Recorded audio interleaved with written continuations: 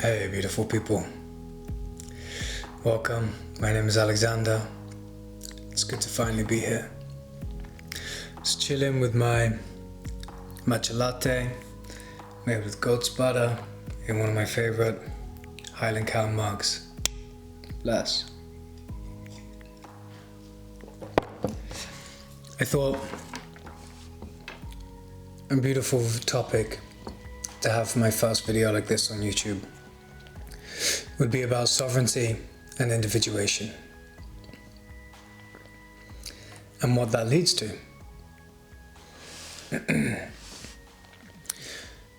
I found in my life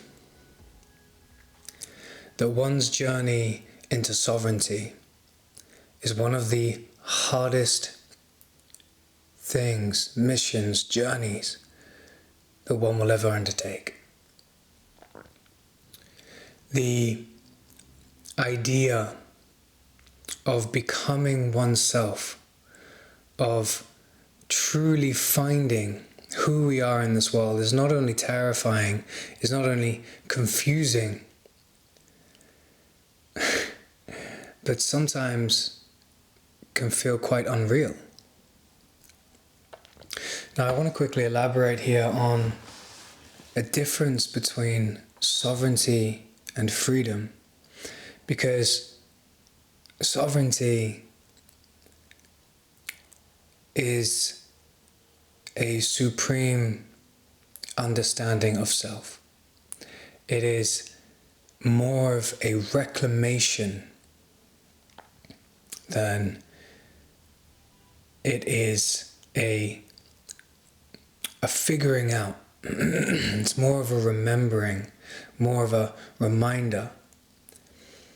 It is gathering everything that we know ourselves to be and mastering that.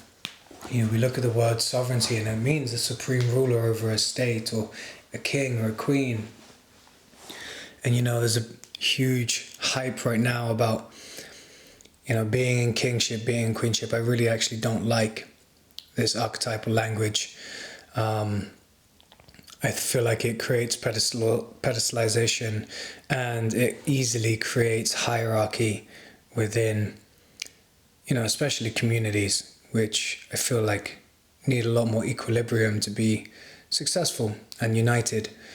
But there is something to it. There's something powerful to the idea of being one's own ruler, or the supreme authority of self, the supreme understanding of self, because it is that reclamation of everything that we are.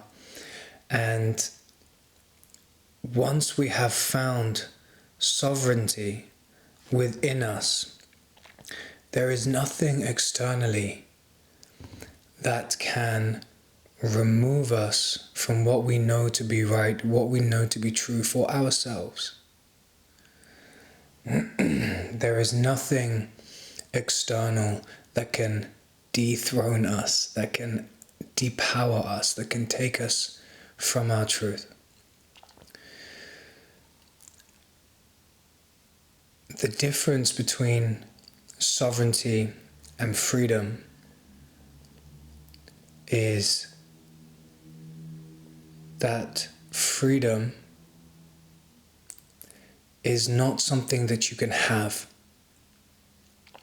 Freedom is a way of being that comes from being in entire sovereignty of self. It's a byproduct of having self-sovereignty. We think of freedom from this point of view of I want to be free of the constraints of society or the system or monetary value or, these different things that we feel trapped and limited by. But those limitations are all self-created anyway, based on the narratives that we hold and the beliefs that we hold about ourselves and our life. So if we can come into absolute sovereignty, we are relinquishing those limitations and those narratives for ourselves to the point where the deeper that we know ourselves, the more freedom as a way of being and way of naturally living, a way that we are in tune with our intuition, with God's voice, with flow, comes more easily.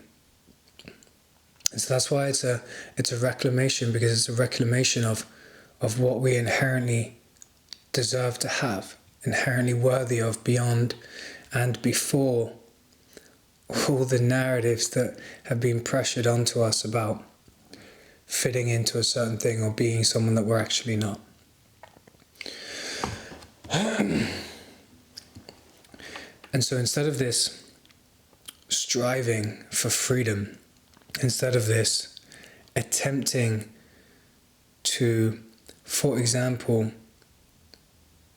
create material success, material wealth, advantageous gains over other people, instead of using these external circumstances and the things that are deemed worthy by society to obtain freedom, we recognize that freedom comes from the essential path of liberation that allows us to be a sovereign being. Because a sovereign being, let's look at it from a modern world perspective. A sovereign being can still be in a job, more so, a sovereign being would be in a job that they love. Let's take a school teacher. You can still be a school teacher and be a sovereign being because it's your choice to be there. You're not in a job that you hate or despise because of fear or lack or scarcity that's making you fit into a job that you quote unquote have to do, because that's the subconscious fear that's propelling your action and creating the reality around you. So instead of trying to harbor and grab onto the idea of freedom by becoming an individual above or separate from the whole, by tapping into what society deems worthy, we're taking back a sense of self, we're taking it back to the self. And so that's why sovereignty is a reclamation. Anyway, sovereignty becomes an embodied way of being connected. Sovereignty becomes the embodiment piece of being connected to the intuition, to the voice of God that we have been given in this life. And I can't think of many things more beautiful. I can't think of many things more stunning than that. The fact that we have a choice, you have a choice, I have a choice of always choosing my own path to freedom, of liberating myself of density, of liberating myself from narratives that don't serve me. And no matter how chaotic, volatile, disturbing, or just fucking crazy the world gets, I can always choose. I can always choose. There aren't many more things in this world that are as beautiful as that. So,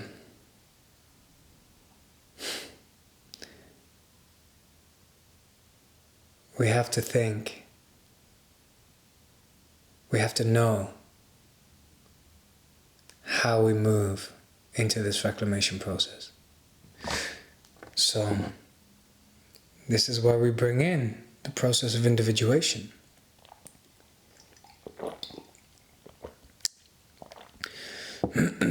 One of the reasons why I brought up the examples of using external validation systems, material wealth, financial success, etc., a minute ago is because the process of individuation is not the same as the process of becoming an individual. It is not about becoming separate. It is not about self-identifying outside of the collective whole. Individuation is a process of ultimate wholeness and unity within ourselves. This will most likely always be the hardest part of the journey. You know, we get born into the world, innocent child, we see the magic, we see the beauty, nothing is mundane yet, nothing is routine, nothing is monotonous, everything is vibrant and full of color. And P.S. This is how we should still try to view the world as an adult. Like now, like taking moments to really be like, oh, fuck, look how stunning that flower is. Look at the magic in the sky. How the hell does a bird fly? You know, and taking moments to just allow our thoughts to wander at the marvel that this world is. You know, I come back to this example a lot. There is a place on earth that is just miles upon miles upon miles of sand. Of sand. Nothing else. And I think to myself, personally, I think of the Sahara Desert primarily. And I think, wow, 1,000 years ago, people would be absolutely mind blown of the idea that the Sahara Desert exists. And there would be stories of this vast ocean of sand and heat and just dry journeys, months on end, could easily kill you. And yet at night it just gets freezing cold, so that if you're not careful, you'll die from the cold. And people wouldn't believe it. And yet now we're in this modern society, this modern age where that information is so readily available online. Sahara Desert? What? Miles and miles of sand? Let me Google that. I'll see. Let me see. And then I'll see a picture. Oh, okay. Oh, is that it? Oh. And all of that childish, innocent marvel, awe, inspiration, wonder has just dissipated within so many people. So let's take a step back into that. Anyway, so we start off as these awe-inspired children. We go into teenage years, things start to become a bit heavier. We start recognizing that, you know, we're individual from our parents, we're individual from our siblings, that we start having self-recognition that we're living a life beyond just what is within the close vicinity, that there's a big wide world, that we can have ideas, that we can rebel, that, you know, teenage years. And it's usually a bit later on than that the process of individuation, nowadays a bit later than that, becomes inescapable. And I say inescapable because if we don't go on to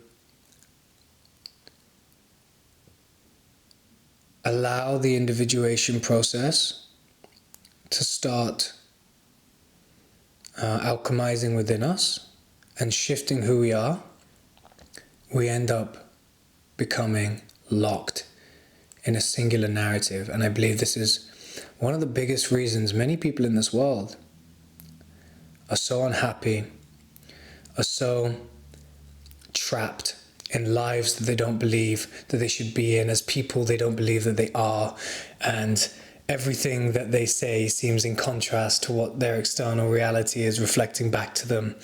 And they wonder why. And unfortunately in modern times, especially in Western cultures, we haven't been given an opportunity to find or start that individuation process. We're told one thing, become this, go study this, go into that job, and then we're lost. You know, from what we know, especially from indigenous peoples, you know, rites of passage were a thing, and rites of passage were often the initiations into the individuation process, whether it be a vision quest to go out into the land for 4 days, no food and water, and stay still, whether it would be, 11, 12-year-old boy, go out into the jungle and hunt your first deer and don't come back until you've got it, whether it would be a young girl who goes through her first bleed and she's surrounded by all the women and there's ceremony and there's ritual and there's a coming of age blessing. This was usually the start of the individuation process. And it's so necessary for us to allow this journey within us to spark, because this is what helps start to revolutionize who we are, to start alchemizing all of the things that we were inspired by and awestruck by as a child into what it is that we need to experience, learn, grow into, become, be beauty of, create as an adult. It's the synchronization, the synergy, the harmony between our conscious and our unconscious thoughts. And this is Jungian terminology that I'm using because it's one of the most accurate that I find. And the reason so many people are trapped in this burden of their external reality not reflecting what they feel within is because they haven't actually found that synergistic relationship between the internal and the external dialogue. The beliefs that they hold within are so subconscious that they think on a conscious level one thing, but the subconscious narrative is dictating the reality. That's not what I'm necessarily going to go into in detail, but I will speak about that another time. The most important thing here is to recognize that if we don't go through the process of that harmonization, then we never truly find the person that we are here on earth to do. The missions that we are given, what our soul wants to learn. We never harmonize. We never harmonize. And often then we become blinded, we become angry, etc., etc. So the journey of the individuation process is that reclamation, because once we know the subconscious and the conscious, and we can start merging them, we can start shifting our narratives, so the inner narratives, the belief systems we hold, I love myself, I am worthy, I am this, instead of I want money and I'm deserving of money, but this narrative in the background saying, oh, my family's poor, I don't deserve it, and I hate money because it's brought chaos upon my family and created and made my parents split up. Whatever the unconscious narratives that I hate, instead of being like, I deserve money, this and the other. They're in conflict. So once we can merge those things and we come into a space where it's actually the cellular imprint has that belief, I am worthy, I am deserving of love, of money, of freedom, and our conscious actions that we implement every day by choice are moving towards that same reality, we create synergy. The reason this is so important for all of us to do is because once we are interconnected with self, what we then offer to the whole, to the world, becomes our unique creation, the pillar of existence that we move through.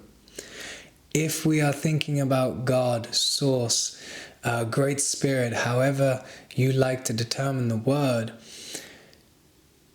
God expands infinitely into everything that is.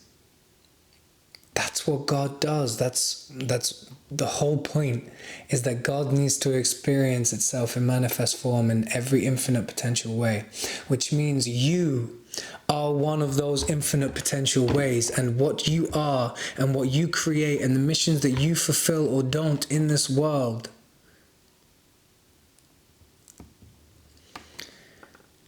is the organic growth for God to experience itself. You are a part of God experience itself. Your unique creation, not just of art, not just of beauty, not just of lovemaking, not just of becoming a parent, but simply by becoming you and finding how you be, act of being, simply the beingness of who you are, is the greatest act of creation that you can do for God and for the whole. And you become a pillar of existence that has flourished in that expansion of God.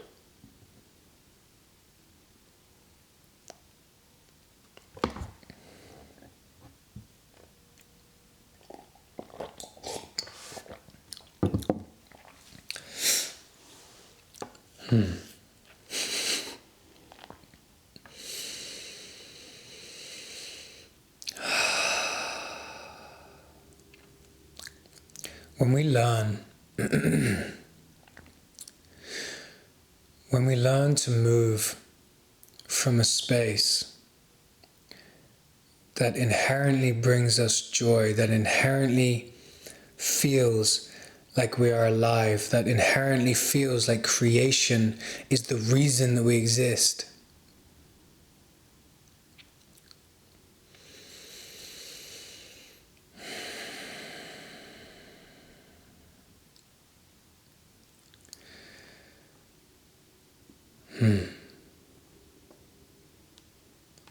I'm going to just pause there for a minute and let you chew on that.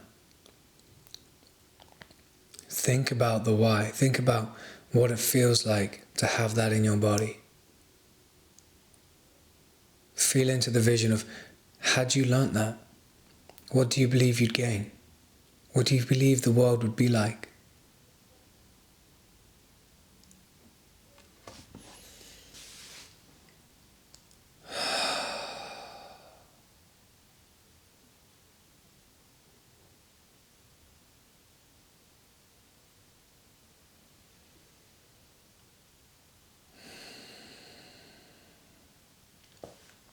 What I think it would be like.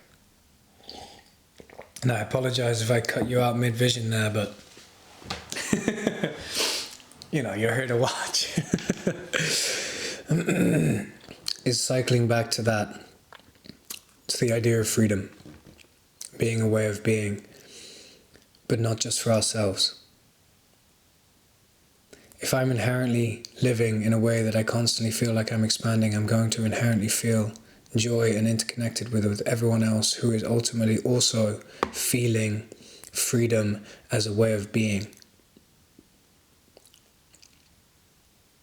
I cannot be deterred by external circumstances. I cannot be dethroned. I cannot be weighted down.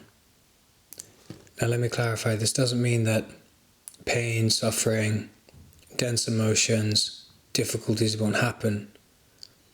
But I will still maintain my sense of self, my sense of centeredness, my inner narratives and my external dialogues won't be different. And so I'll be able to hold myself in a space of love, and I'll be able to connect with the reality of wholeness. If we're living in a sense of distortion because we haven't gone through the individuation process to find the uniqueness of the wholeness that we are, reality becomes distorted. Reality becomes distorted, disharmonious. And so if you think about it, if one person comes towards another person and they're in a state of disharmony and chaos, and that other person has also not recognized themselves and they're in disharmony and chaos, they're going to amplify that frequency, or they're going to butt heads. You know, I see a lot of agitation, frustration in the world, and a lot of it is simply caused by people not knowing who they are, not knowing what they want to do, and feeling like they're forced into doing things that aren't in alignment with what they believe they always should do, that they feel like there's this oppressive system that is containing them in the space that they have no way out of, and it becomes this running narrative of entrapment and helplessness. And don't get me wrong, they are some of the most horrible things to feel. I've been there, for sure I've been there. My process of individuation is still happening. And that's one thing, right? The process of individuation never fucking stops. Let me get this clear. We don't just go through it all of a sudden and we're 18 to 22 and boom, we found everything and we've cleared all the narratives. No, it's an ongoing journey, because the more that we expand, the more that we're going to learn, the more experiences that we get to obtain and have, and more missions to fulfill, and more purpose to be in. So the individuation process definitely keeps going, but it gets to a point where at least the foundational way of living, the foundational beliefs that we hold, that's where the synergy lies.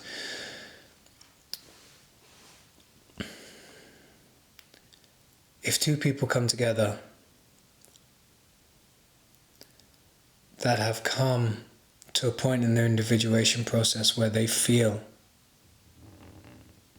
like they're living from a space, a way of being, of freedom, they feel love in their hearts, they know who they are, they speak from truth, they live from their heart, they hold themselves, they respect themselves, they hold themselves accountable, they take ownership. All of these beautiful things that comes from sovereignty. Sovereignty, you cannot escape the shadow. If you're living in true sovereignty, shadow behaviors may come up, but they don't dictate you, they don't rule you. If two people come together from this place, imagine the frequency that emits between them, and then imagine the energetic web around them that goes out into the world, and what that ripple effect is going to have. How that is then going to impact the scene around them, the people around them, even the environment around them. If we're all in this interconnected web of vibration, of energy, of frequency, how are two people in that space coming together?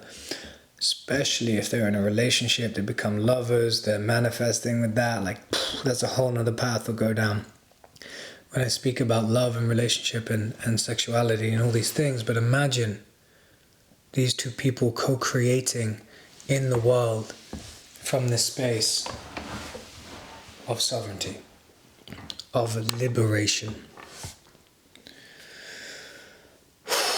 It's absolutely profound. It's absolutely profound. And it's a blessed journey. It's a blessed journey. It's chaotic. It's challenging. It can be hard to find ourselves. We're going to go through murkiness. We're going to go through shadows. We're going to attack people, not necessarily physically, but we're going to allow ourselves to let up around others. But it's that coming back to home. It's not dismissing and dismaying and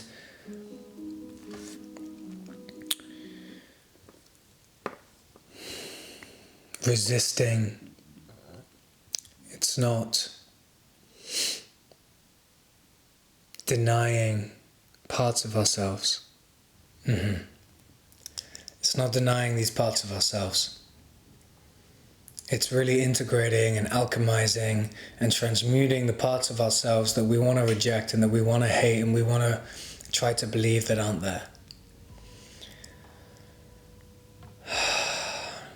But essentially, they all are a part of our becoming. And to bring them into love and to bring them into light is the only way to actually harmonize them within us.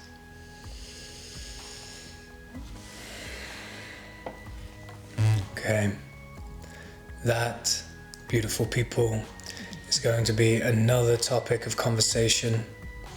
I'm going to leave it here. Thank you so much for tuning in. I pray that you've enjoyed this session. I pray that you've learned something from this, found something from this, and that you see the importance of the individuation process of coming into sovereignty. You're needed. Your unique essence is needed. Your unique artistry is needed. Your unique voice is needed, not just for the world and the current state of density that we're in, but for God to expand more into God. Alright, beautiful people. I love you. Thank you so much. Blessed. It's a blessed day to be alive.